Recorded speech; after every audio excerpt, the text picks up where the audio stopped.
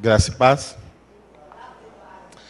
Essa semana foi uma semana bem corrida, bem atípica, mas eu creio que foi uma semana bem abençoada. Nós tivemos desde segunda-feira, embora a Andréia falou que tenha terminado ontem à noite, hoje de manhã nós também continuamos com o mesmo tema, discutindo um pouquinho a respeito da implantação da igreja multiplicadora aqui na IBNJ. E hoje à noite eu vou encerrar falando um pouco e desafiando a nossa igreja a fim de entender e se comprometer com essa visão de uma igreja multiplicadora. A gente, durante a semana, nós começamos a falar sobre a importância de relacionamentos discipuladores, a importância de pequenos grupos, a importância, principalmente, de que cada um de nós entenda e se comprometa com um compromisso um compromisso com a grande comissão. A última ordem do Senhor Jesus foi para que a gente fosse pelo mundo todo e fizesse discípulos. O nosso papel, ele nos resgatou para que a gente também trabalhe na grande comissão. E eu e você, nós, a partir do momento que fomos resgatados das trevas, ele falou que a gente deve ir, ser sal e luz, a fim de também alcançar outros que estão nas trevas. Então a gente teve um bom grupo durante toda a semana. Eu creio que umas 30 pessoas passaram por aqui. Desde a segunda-feira, terça, quarta, quinta, sexta, sábado, hoje pela manhã, e agora nós estamos concluindo isso. Mas antes, gostaria de orar para que a gente começasse. Santo Deus, nós, mais uma vez, estamos aqui na Tua presença, clamando a Tua graça, a Tua misericórdia, porque sabemos que a única forma de o nosso coração estar pronto, estar preparado para ouvir a Tua voz, é através da atuação do Teu Santo Espírito. E é por essa atuação que nós clamamos agora. Abra, Pai, o nosso entendimento, o nosso coração, e fale conosco. Em nome de Jesus. Amém.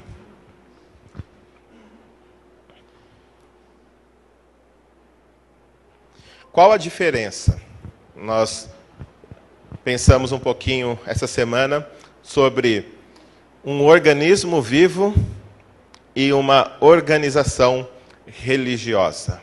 Nós, IBNJ, somos uma organização religiosa ou nós somos um organismo vivo? Talvez você pergunte, mas qual a diferença? Nós somos tanto uma organização religiosa quanto um organismo vivo. Perante a sociedade, nós somos organizados como uma organização, porque temos as leis do país e nós temos que obedecê-las. Mas diante do nosso Deus, o nosso Criador, a intenção que Ele tinha e tem ainda hoje para a igreja é que nós sejamos um organismo vivo. Algo que atue na sociedade, algo que atue no mundo, de todas as maneiras, em todos os cantos, porque o que Ele deseja é produzir vida naqueles que serão salvos, e Ele quer usar a minha vida, quer usar a sua vida, não apenas quando estamos reunidos e organizados como um corpo local, reunidos em um local específico. Ele deseja que cada um de nós seja a igreja onde quer que estejamos. Independente de se reunidos como um corpo, ou em casa, na vizinhança, na escola, no trabalho, no ônibus, onde quer que estejamos, Ele deseja que a gente continue sendo igreja. Um corpo vivo, um organismo vivo, atuando em toda e qualquer situação. Então, o organismo vivo é a igreja que é composta por pessoas que foram salvas e resgatadas por Ele e que devem continuar sendo igreja mesmo quando não estão reunidos. Uma organização, ao contrário, ela funciona quando há principalmente um programa. Um organismo funciona sempre. E eu creio que essa é a diferença que Ele quer que a gente inculque. A igreja primitiva, ela era um organismo vivo. O que mudou de lá para cá? Hoje, a gente pensa dessa forma: as pessoas vão para a igreja. Elas não são a igreja. Elas falam: hoje você vai para a igreja? Quer dizer, você vai para onde você já é?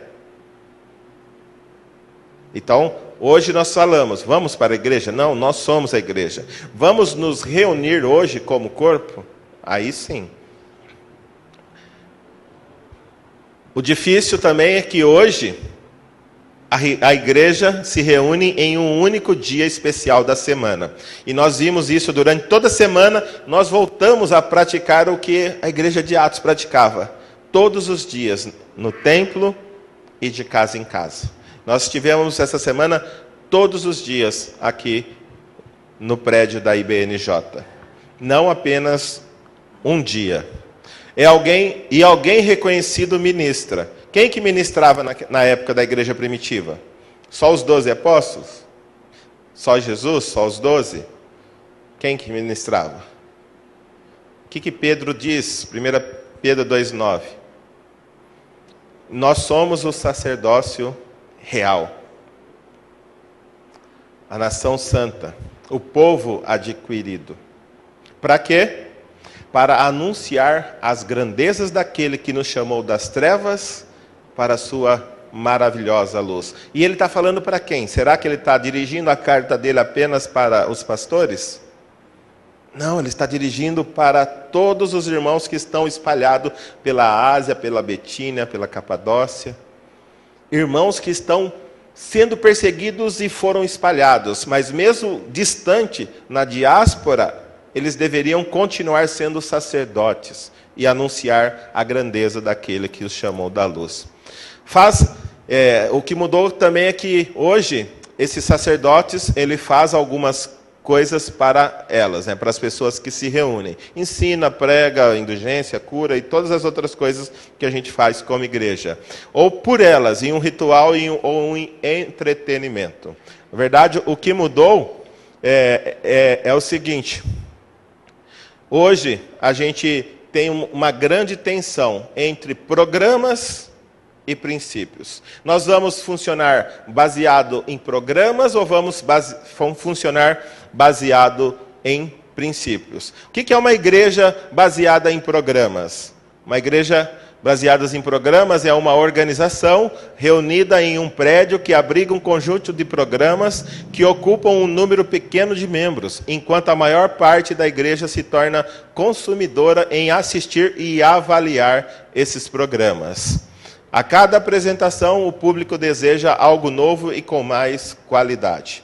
Uma igreja baseada em programas, ela só funciona quando tem algo organizado por uma liderança que vai oferecer um programa para o público assistir. E na igreja primitiva, não. Todos eram responsáveis por ser igreja e por trabalhar como igreja. O que tem acontecido de diferente? Hoje a igreja tem funcionado assim. Você pode andar pelas igrejas no mundo afora. Um certo grupo pequeno são os produtores. E outro grupo bem maior, que dá quase 4 vezes o grupo produtor, são os consumidores. E aí o que acontece?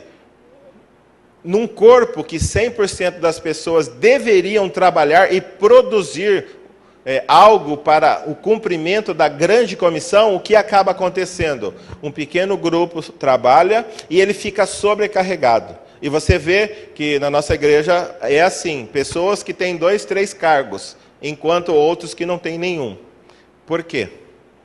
Porque a cultura se mudou. Nós vamos à igreja, nós vamos assistir um culto, nós vamos participar de um programa.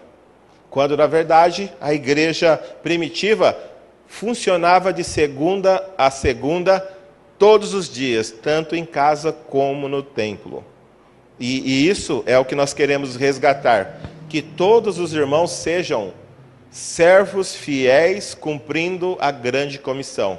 E o que nós estudamos durante essa semana, que uma das coisas-chave para nós alcançarmos esse objetivo são discipulados. Ou seja, eu e você, nós vamos cuidar de pessoas. Se eu e você cuidarmos de pessoas, o que há de acontecer?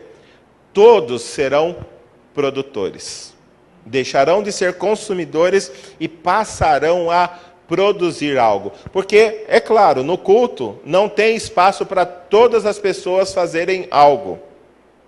Utilizar os seus dons e talentos durante o culto. Mas imagina se nós tivermos 8, 10 pequenos grupos.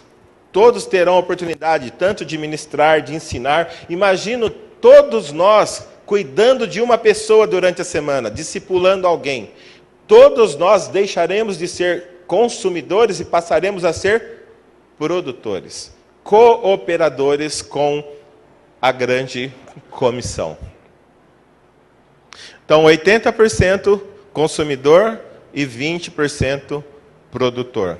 Será que alguns desses pensamentos não participou, não já fez parte da sua vida? Será que você já não desejou uma igreja diferente da igreja que você tem e que tivesse algumas coisas que você pensa que ela deve ter? Então, a tal chamada igreja do eu, tem que ser do jeito que eu quero. Então, essa é uma igreja que funciona por programas, acaba produzindo pessoas que são clientes, que vêm aqui e desejam dizer o que é que a igreja tem que fazer. Mas o que é uma igreja que é dirigida por princípios? Então, uma igreja baseada por princípios é uma comunidade local onde todos os membros, vivenciando os princípios apresentados na palavra de Deus, têm por objetivo glorificar a Deus e cumprir a grande comissão. Uma igreja dirigida por princípios, cada um dos seus membros entende quem é Deus, entende por que ele foi salvo e passa a viver praticando os princípios que a palavra de Deus expõe. E dessa forma ele entende o compromisso que deve ter com o compromisso com a grande comissão e assim poder glorificar a Deus através de vidas salvas, vidas transformadas. A igreja entende que quanto mais uma pessoa vive os princípios bíblicos, mais ela cresce em comunhão com o Senhor. Os princípios bíblicos se tornam um estilo de vida que são aplicados diariamente. A comunhão com o Senhor é um investimento diário e pessoal, que vai muito além dos programas. A diferença é, uma igreja que é dirigida por programas só funciona quando tem algo agendado, então nós vamos até um lugar previamente determinado, no horário determinado, para fazer o que já está determinado. Alguns vão produzir o programa e outros vão assistir. Mas uma igreja com princípio, ela não para aqui domingo à noite depois que termina o culto, ela continua. Cada um de nós vamos para os nossos lares continuando como igreja. Segunda-feira os crentes vão agir lá no seu trabalho, lá na escola, continuará influenciando a sociedade com o Evangelho de Cristo. E essa é a intenção, uma igreja dirigida por princípios. E a gente, durante a semana, nós falamos muito sobre 5 princípios encontrados na palavra de Deus que devem dirigir a nossa igreja. E eu creio que os amados que aqui estiveram já estão craques. Eu não preciso nem colocar mais lá, que vocês já sabem quais são os 5 princípios.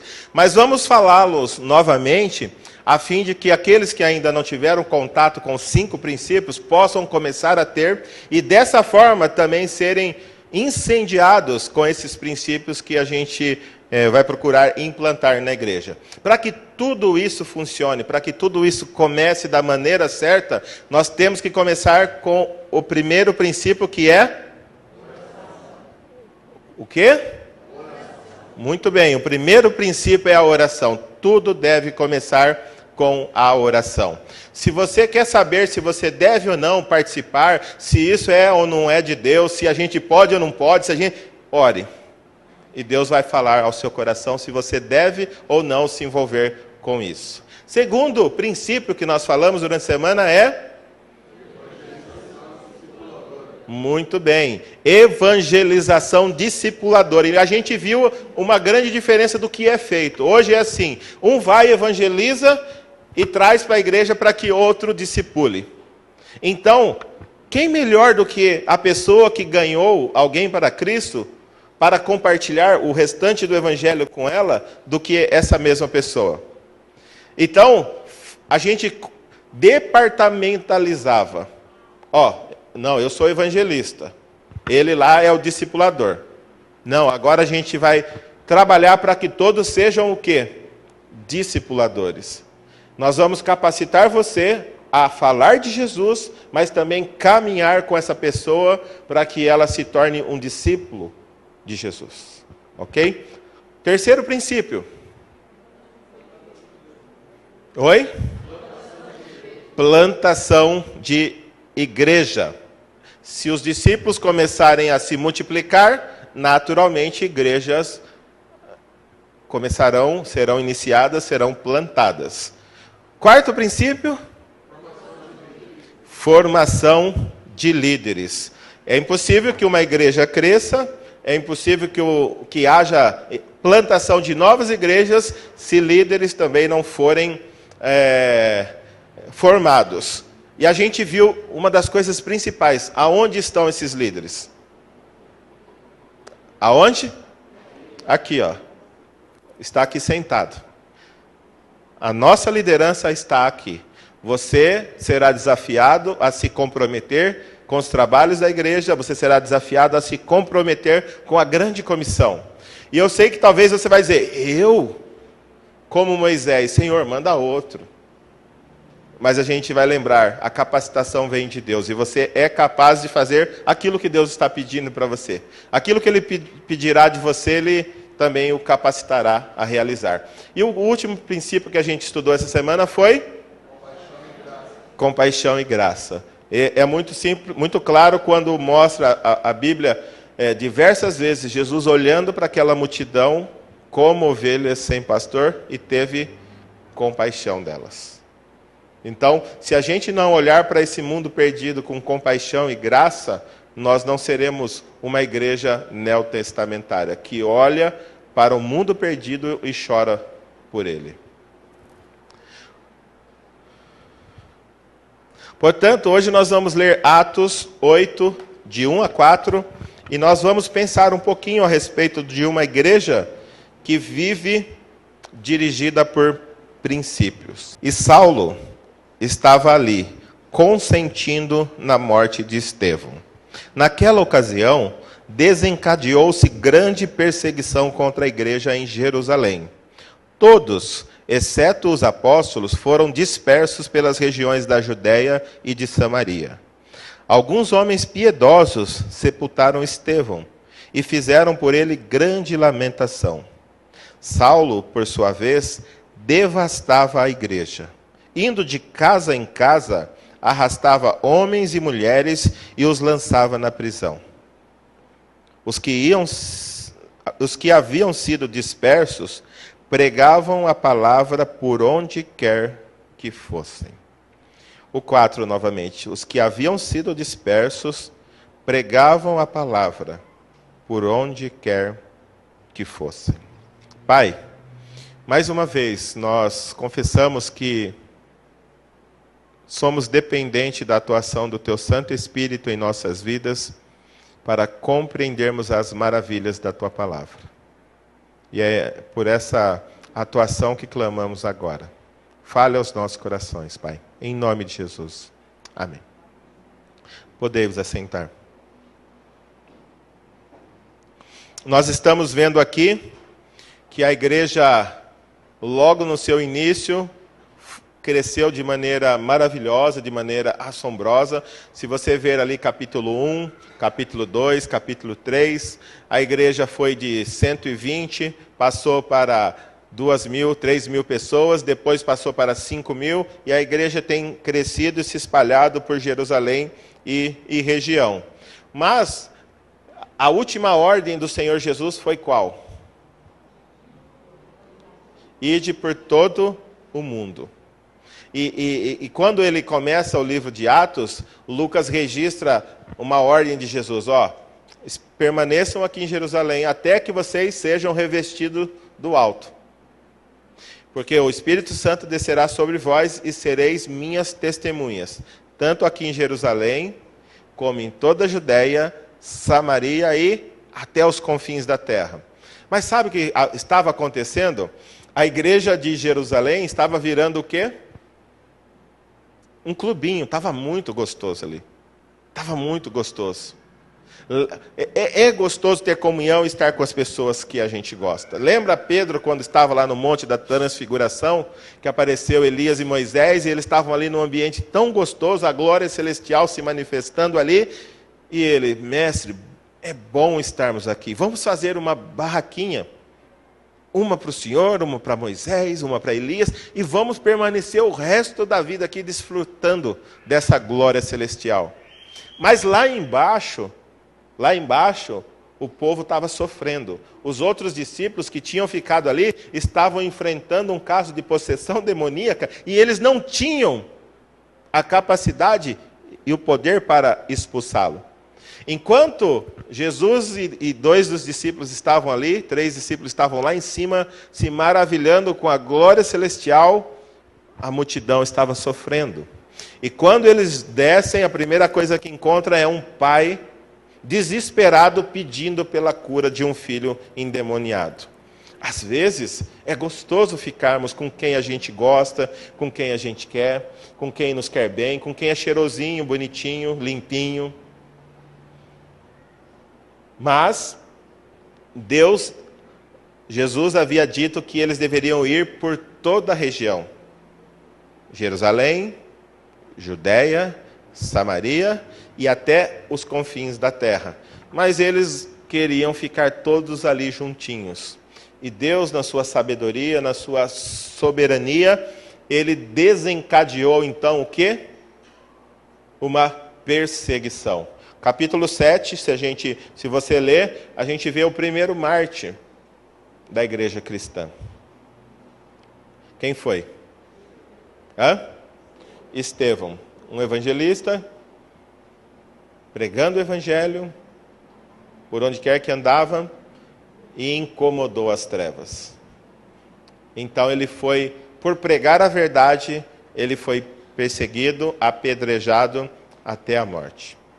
E aí então começa o capítulo 8 falando do grande apóstolo Paulo. Porque aqui então Paulo era simplesmente ainda Saulo. Ele não havia ainda se encontrado com o Senhor Jesus, não havia ainda passado por uma transformação poderosa que o Evangelho pode fazer na vida de uma pessoa. E o texto diz assim: a multidão apedrejou Estevão, ele morreu, e o verso 8:1 diz assim: Saulo estava ali, consentindo na morte de Estevão. Ou seja, ele estava aprovando. Mais para frente a gente sabe que ele diz que ele o fez por ignorância. Ele achava que perseguindo a igreja de Jesus, ele estava destruindo uma obra diabólica contra Deus. Ele não entendia o propósito de Deus para a igreja, e por isso que ele perseguia. No capítulo 9 ele se converte, e dali em diante Paulo é transformado e se transforma no grande homem, no grande teólogo da era cristã. Mas então, aqui a gente continua no capítulo 8, verso 1, dizendo assim: naquela ocasião, desencadeou-se grande perseguição contra a igreja em Jerusalém. Irmãos, naquela época era normal crucificação. Jesus ele foi crucificado com mais 2 bandidos, mas era algo normal. Disse que 10.000 cristãos foram crucificados naquela época. Pessoas eram crucificadas todos os dias. não foi diferente com alguns cristãos que tiveram que fugir, tanto de Roma quanto de Jerusalém. Por quê? Porque era uma condenação normal naquela época, para bandidos, sim, para assassinos, mas quando o imperador queria, qualquer um poderia ir para a cruz.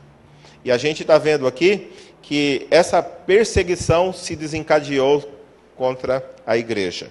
E a gente vê no verso 3 que Paulo, por sua vez, a gente viu um pouquinho antes, que ele tinha, ou melhor, a gente vai ver no capítulo 9, que ele tinha cartas das autoridades ali para ir até Damasco e prender alguns que seguiam a Jesus. Mas aqui no verso 3 diz assim, que ele, por sua vez, ele devastava a igreja. E aonde é que ele encontrava a igreja? Aonde ele encontrava? No templo, reunida? Aonde? Nas casas. Ele entrava nas casas e arrastava homens e mulheres. É interessante que a gente falou durante a semana também a respeito dos pequenos grupos. Antes, os pequenos grupos funcionavam diariamente. Quando a igreja deixou de se reunir em pequenos grupos? A partir do ano 313, com a conversão do imperador Constantino.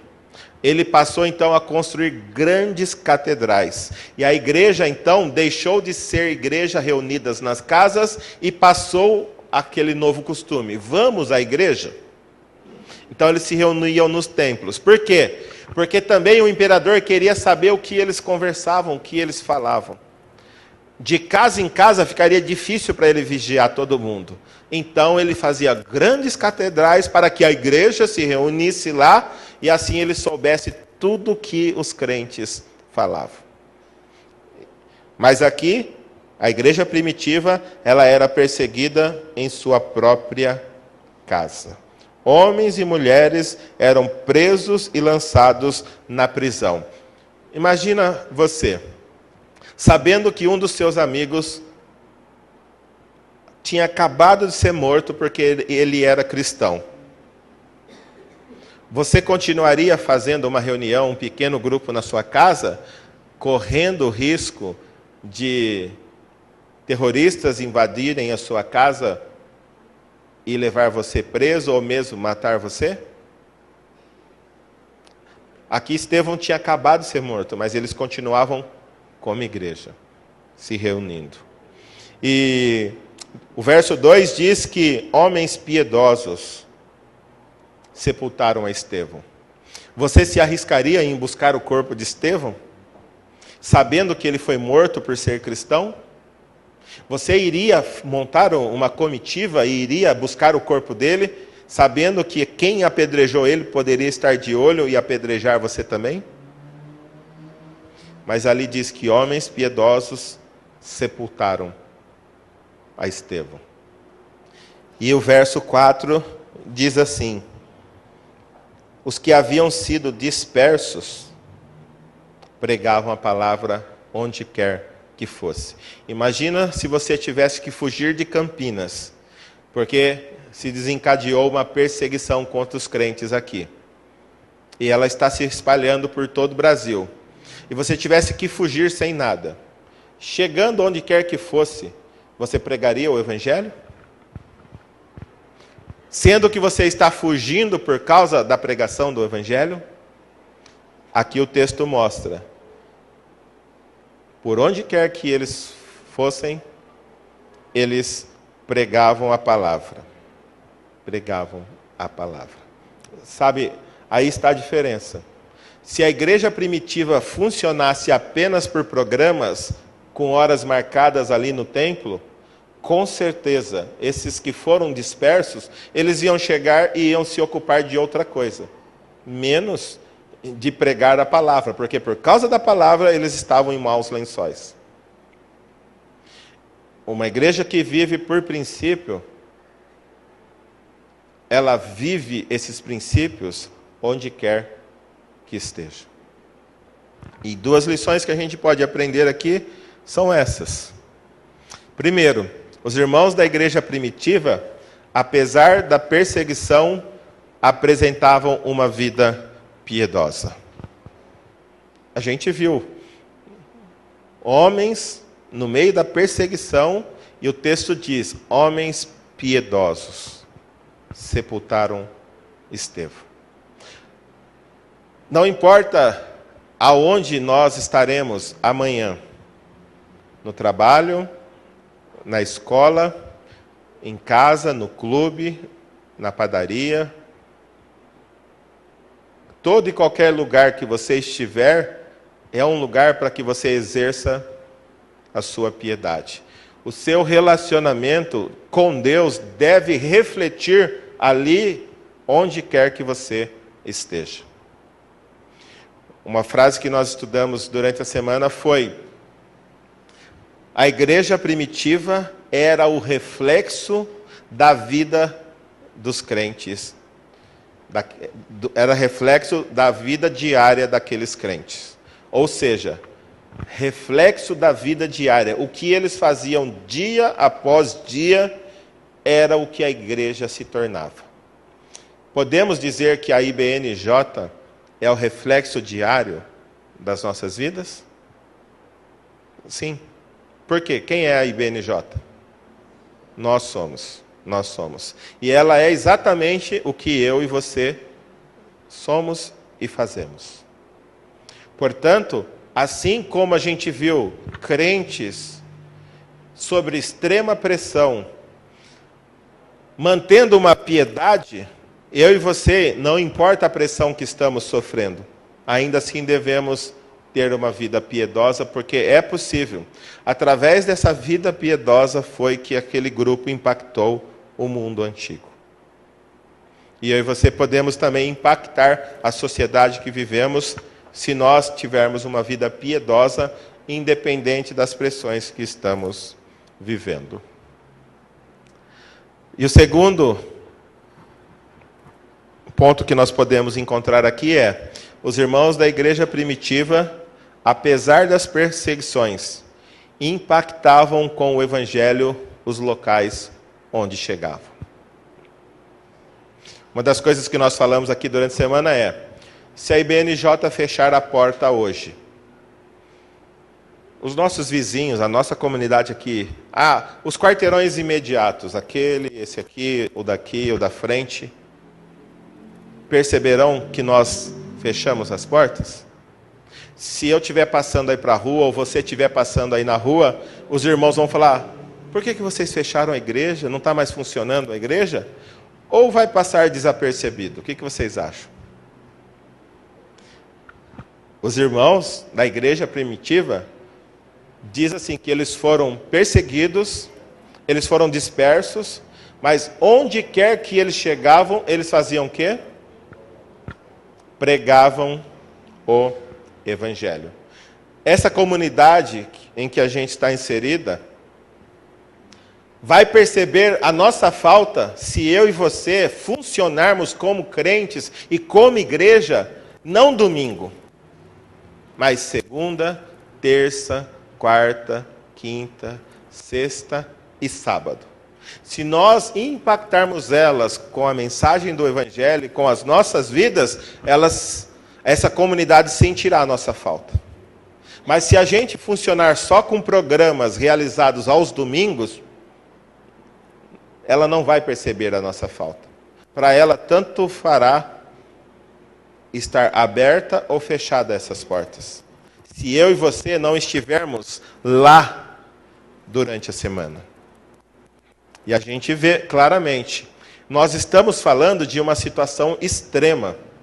Eles tiveram que fugir das suas casas, abandonando tudo, mas onde quer que chegavam, eles faziam única e exclusivamente colocar para fora a essência deles.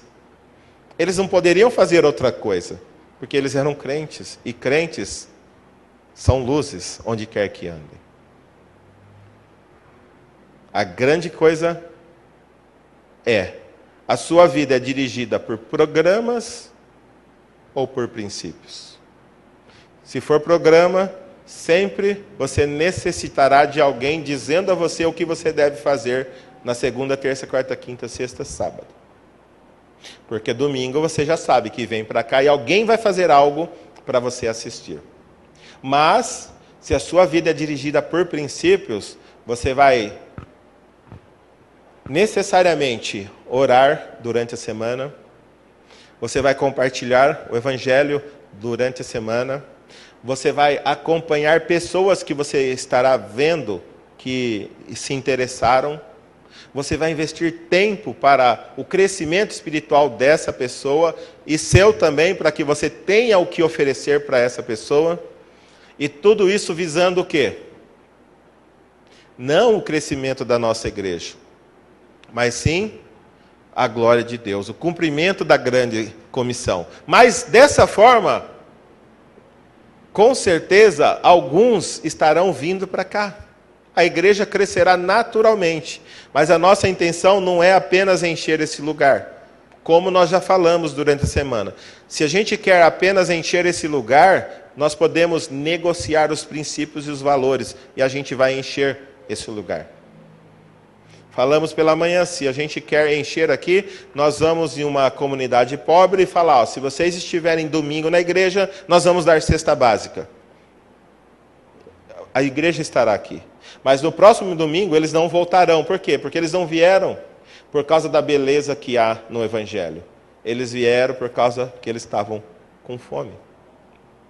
Como Jesus falou, quando ele atravessou o mar, chegou lá, a multidão já estava lá. E ele falou, vocês não viestem por causa da palavra, vocês vieram por causa de quê? Porque vocês comeram e se satisfazeram. Então a grande questão é, se a gente entender que devemos viver por princípios, os princípios eles são eternos. Eles funcionam em qualquer lugar. Dessa forma, a IBNJ será a igreja onde quer que tenha um irmão que é membro da IBNJ. Em todos os lugares nós seremos igreja. Portanto, devemos pensar, uma igreja que existe como um organismo vivo, independe das circunstâncias que a cercam, para seus membros terem vidas piedosas. A grande dificuldade hoje é que a gente crê que a igreja, como organização, tem que proporcionar algo para que eu me sinta bem e que eu cresça e que eu funcione bem. Quando na verdade é o contrário. Você tem que proporcionar uma vida melhor para que a sua igreja seja melhor. E ali diz assim, independe das circunstâncias. Por que você não evangeliza? Por causa... E começa. Por que você não participa do discipulado? Por que você não participa do culto de oração? Por que você não participa da escola? Sempre nós teremos desculpas. Por quê? Porque a nossa vida é baseada em programas. E quando os programas não atingem a nossa expectativa, nós culpamos então quem de não funcionar? A igreja. Mas uma igreja que funciona por princípios, ela não depende da circunstância que se encontra a sua igreja, da circunstância que estão lhe cercando, porque naturalmente ela vai colocar para fora a essência do evangelho que está dentro de si. E assim vamos impactar a sociedade como a igreja primitiva impactou. Em uma igreja que existe como um organismo vivo, os membros não necessitam de programas e local específico para exercerem sua santa influência. Se nós entendermos, se você entender que você como indivíduo, como um crente, como membro do corpo de Cristo, membro da Igreja Batista Nova Jerusalém, que você tem uma vida que deve ser dirigida por princípios, e você começar a praticar esses princípios, dos quais alguns nós falamos durante a semana, oração, leitura bíblica, serviço, evangelismo, discipulado. Se você entender que esses princípios devem fazer parte da sua agenda, como o que de mais importante há na sua vida, naturalmente você será uma influência santa onde quer que você esteja. Você vai chegar num lugar, as pessoas vão notar, você é crente, né? Você é crente. Por quê? Porque eu notei algo diferente em você. A sua presença traz parece que muda o ambiente, traz uma certa paz. E é isso que Deus espera, que a gente chegue em algum lugar e a gente seja capaz de impactar aquele lugar com a palavra de Deus. É isso que Ele espera de nós. Os membros de uma igreja que funciona como organismo se tornam todos produtores frutíferos. E é isso que eu espero que todos nós sejamos durante esse ano e para o resto da nossa vida. Produtores frutíferos. Produtores que se envolvam com pessoas, que participem dos pequenos grupos, que orem, que discipule, que seja um agente vivo, atuante, na missão que Deus deu à igreja de cumprir a grande comissão. Essa semana foi apenas um simples pontapé inicial daquilo que nós vamos realizar. E eu creio, o tema da igreja para esse ano é qual? Como? Minha casa, lugar de salvação. O seu lar pode ser um lugar de salvação. Os seus vizinhos, os seus parentes, os seus amigos poderão ser salvos durante esse ano. Única e exclusivamente se você viver como alguém que é dirigido por princípios. Se você for dirigido por princípios, Deus vai usar a sua vida. Se a sua casa for dirigida por princípios, ela vai impactar a vizinhança. Portanto, vamos ter isso em mente.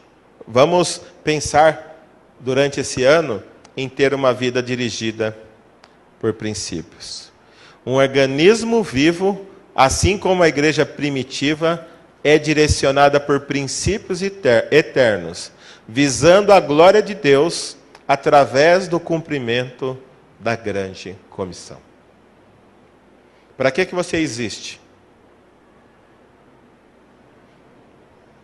A melhor resposta seria para a glória de Deus através do cumprimento da grande comissão. Comece a pensar nisso. Eu existo para glorificar a Deus, vivendo para o cumprimento da grande comissão. Amém?